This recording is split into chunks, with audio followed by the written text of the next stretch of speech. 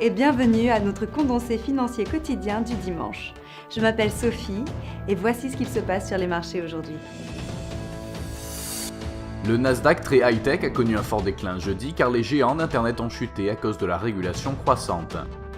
Une chute des exportations australiennes en juillet a réduit l'excédent commercial envoyant le dollar australien dans toutes les directions.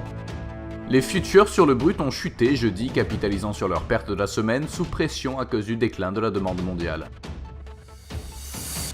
La paire livre-dollar a montré de légers gains sur les deux dernières sessions, en hausse de 0,8%, le SSI montre un ratio acheteur-vendeur de 1,2.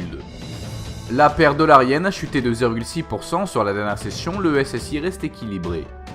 Le cours du pétrole brut a connu un fort mouvement baissier, chutant de 4,3% sur les trois dernières sessions, le SSI montre un ratio acheteur-vendeur de 1,2.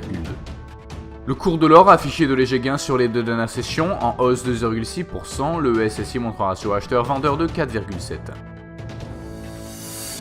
Le PIB en Grande-Bretagne sera publié lundi à 8h30 GMT, la production industrielle dans la zone euro mercredi à 9h GMT, l'indice des prix à la consommation harmonisé en Allemagne jeudi à 7h GMT, la décision de la BCE sur les taux d'intérêt dans la zone euro jeudi à 11h45 GMT, l'indice des prix à la consommation aux États-Unis jeudi à 12h30 GMT et les ventes au détail aux États-Unis vendredi à 12h30 GMT.